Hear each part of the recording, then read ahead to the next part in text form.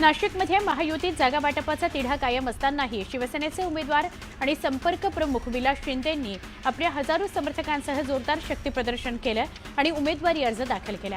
त्यामुळे राजकीय वर्तुळात चर्चांना उधाण आलंय। सांगलीमध्ये उमेदवारी अर्ज दाखल करण्याकरता राजकीय पक्षाच्या उमेदवारांची धावपळ सुरू झाली, तर महाविकास आघाडीकडून उमेदवारांची यादी जाहीर करण्यात येणार आहे।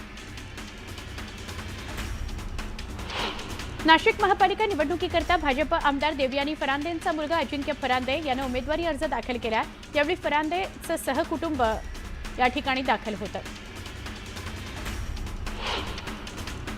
अकोला महानगरपालिका निवडणुकीच्या पार्श्वभूमीवर काँग्रेस आणि राष्ट्रवादी काँग्रेस शरद पवार पक्षाची युती होणार आहे। या पार्श्वभूमीवर एक महत्त्वाची बैठक पार पडली। या बैठकीला दोन्ही पक्षाचे प्रमुख नेते उपस्थित होते।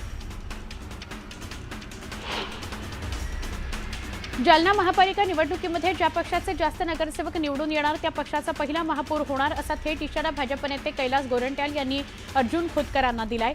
जालन्यामध्ये महायुतीमध्ये जागा वाटपाकरता 2 दिवसांपासून बैठका सुरू आहेत।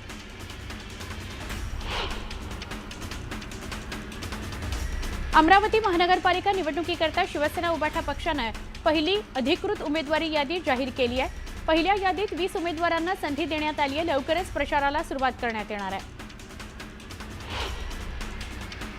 पिंपरी चिंचवड महानगरपालिका निवडणुकीकरता दोन्ही राष्ट्रवादी काँग्रेस एकत्र आल्यानंतर उपमुख्यमंत्री अजित पवार यांनी प्रभाग क्रमांक 1 आणि 12 मधील उमेदवारांच्या प्रचाराचा नारळ फोडला आणि शुभारंभ केला।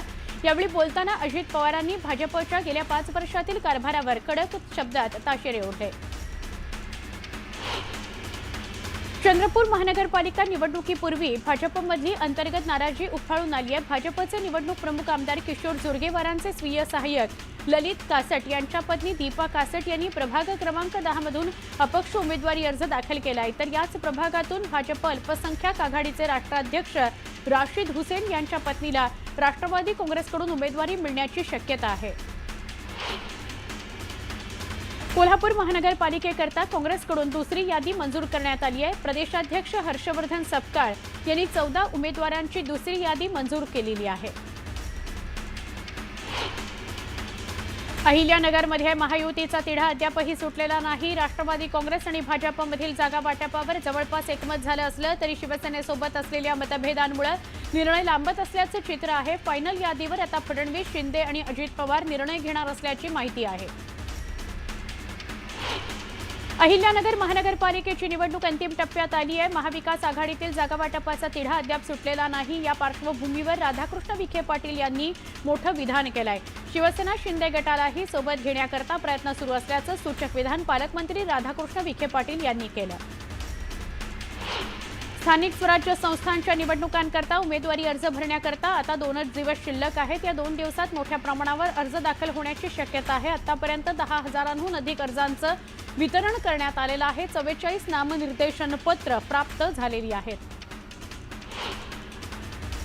चांदिवली प्रभाग क्रमांक 161 मध्ये ठाकरेंच्या स्थानिक पदाधिकाऱ्यांमध्ये नाराजी बघायला मिळाली। 6 टर्मपासून या ठिकाणी शिवसेनेचा नगरसेवक निवडून आलाय, मात्र यावेळी बाहेरील उमेदवाराला संधी दिली जात असल्यानं शिवसैनिकांमध्ये नाराजी आहे।